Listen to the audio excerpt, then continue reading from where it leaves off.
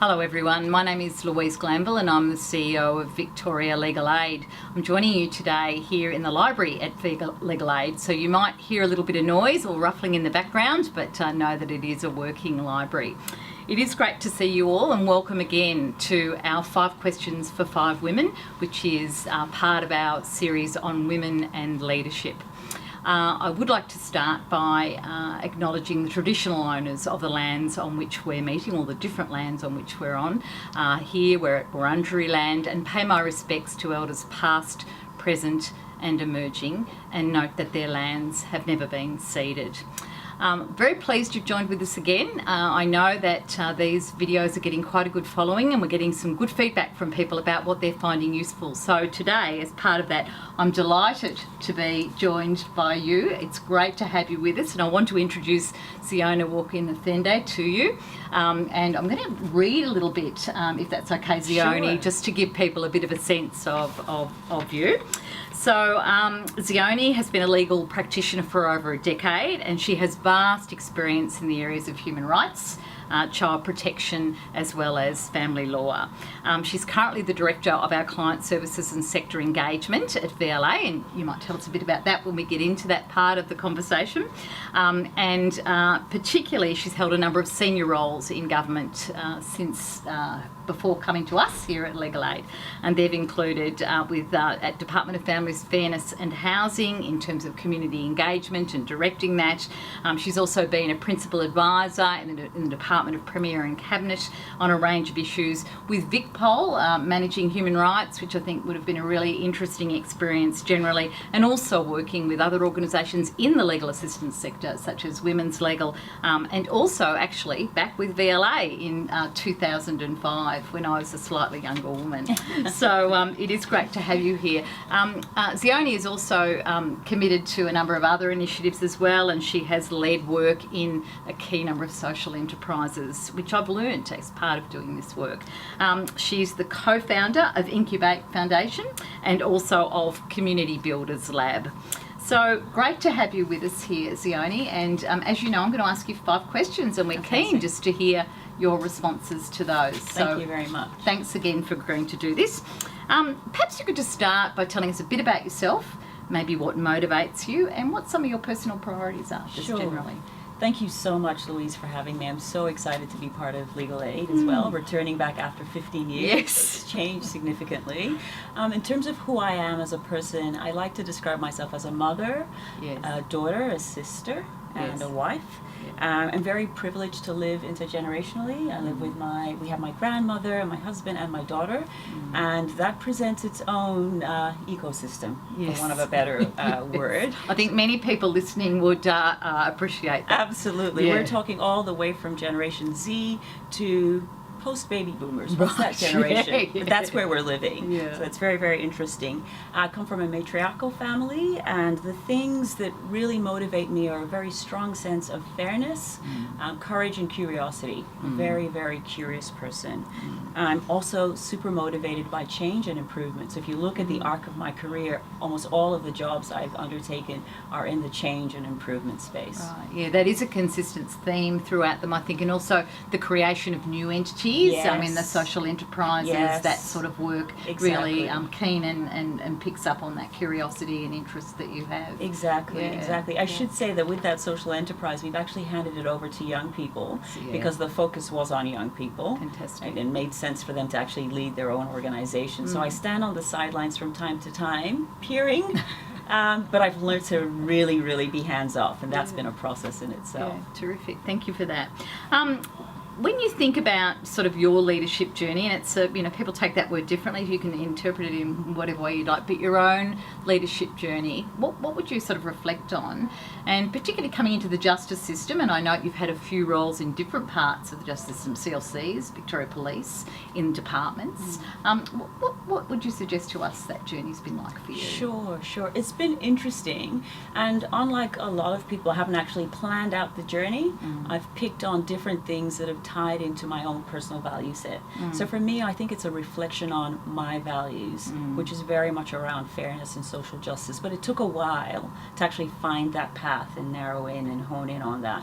So I did start off very, very quickly with a sort of context that only provided me with 3 career options: medicine, law, and engineering. And that, many people have heard that before. Yes. Started off in medicine. Wasn't my context, so I'm happy about that. But anyway, yeah. So I blame my parents. I say that their imagination was not as expansive enough. Because if it was, then they would have let me be an artist. That's all I wanted to do. Right. What art were you interested in? What was your mode? All or forms, visual. I actually dabbled in documentary filmmaking, so I'll share a little bit about that in a second. But so I did go down the path of medicine, and after a year, I decided to change, and I only had 2 options. So it was law and engineering, and so I did law. Right.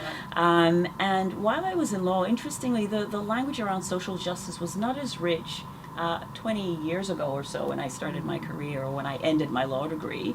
And so I didn't know about the CLC sector at all. And so it wasn't until getting into practice as a lawyer, which started off in intellectual property law, that in curiosity, I found out about the legal assistance sector. And I dabbled in documentary filmmaking, which to a lot of people, they say, well, what's the connection between those points? But for me, there was a connection, and there was a matrix, and it was all around storytelling, but storytelling with purpose.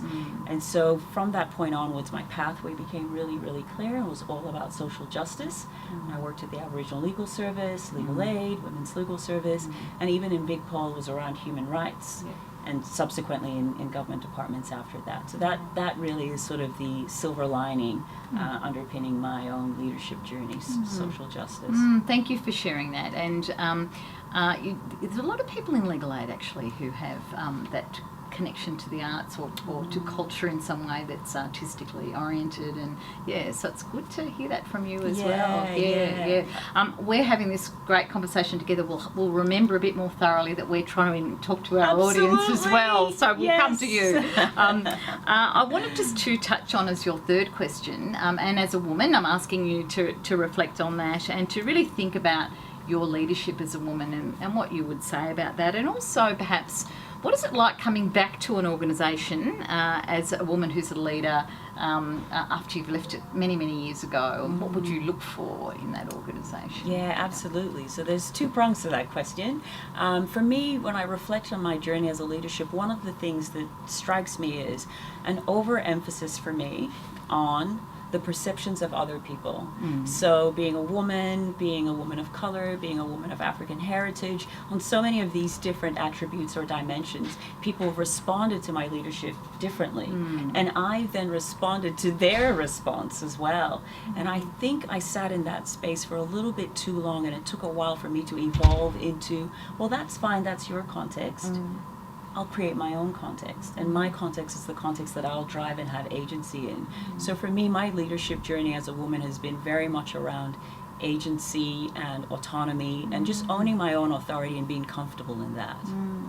So does that mean when you observe, say, other leaders, you might look at the way they behave and then think, well, how do I relate to that, or what does that mean for me, or what do I think about that? So you're sort of checking in almost and noting your own difference and your own agency, as you describe it, in terms of the way you take up your leadership role. That's right. So it's both ways. It's learning from other people, but also seeing how other people were responding to my leadership. Because I sometimes describe it as the challenge of the new and the few, right? So as a person of African heritage in Australia, there are not a lot of us, and we're new here. So a lot of people haven't worked with people like me, or haven't had people like me lead them. So they sometimes are gauging and assessing, or even having conversations in their own head and interrogating what that means. And I've had to learn to be patient with that and just give people the space to come to their own conclusions about what that means by assessing me as an individual. And Zione, when I think of the concept of a leader, for me the main thing is that people actually follow, because I think, well, there's not much point leading if people aren't following you. It's a sort of a pretty simple thing in some ways for me. But that said, what for you is important in a leader, and what do you look for in people that lead in environments you're in? Yeah, I think that's a really excellent question, and there are 4 sort of typical C's that I sort of see out there, and then I've added 2 more to them, and I hope I remember all 6 of them You now. probably won't, because we're doing this Exactly, video. Anyway. exactly. So the 4 C's, they're out there in the world, so you can actually Google the 4 C's of leadership, and I think that they're candor, courage, confidence, and competence. So I look for those things. But the additional 2 things that I've added are curiosity and compassion.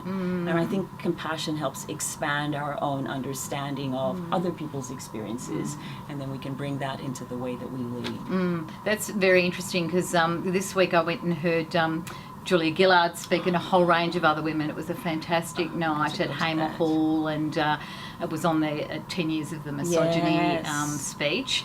And the 2 key words that came out of that were actually courage and compassion. And courage particularly I thought of for legal aids, from legal aid's perspective. Really all of our other values rely on courage at the centre. You know, to be fair, you have to be courageous.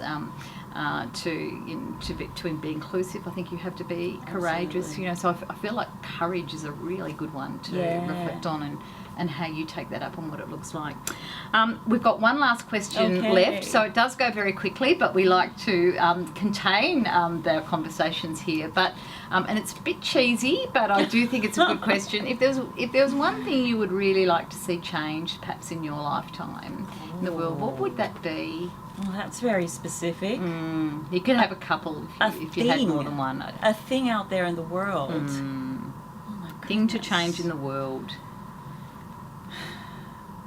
Wow. So my original thinking with that question was really, really broad, which was proximity, that we all have the opportunity to be proximate and close to as many people as possible, like as many different types of people, to enrich our compassion for other people, right? So that we actually build that into the way that we work. But because you've actually asked for a specific thing to change. You can actually say, I don't want to answer that question. I want to answer it in my way, if you want to. Yes, I can do that. Okay, great. Well, then I'll keep my answer. It's expansive, imaginative thinking and proximity to people. Yeah, terrific. That's great. You've given me something to think about with your answer to that last question. Fantastic. So, Zione, thank you very much for taking some time to chat here on the sort of couch, as I put it, and great to have you with us and to hear your reflections on your own leadership journey. And we'll see you again next time. Thank you. Thank you, Louise. Thank you.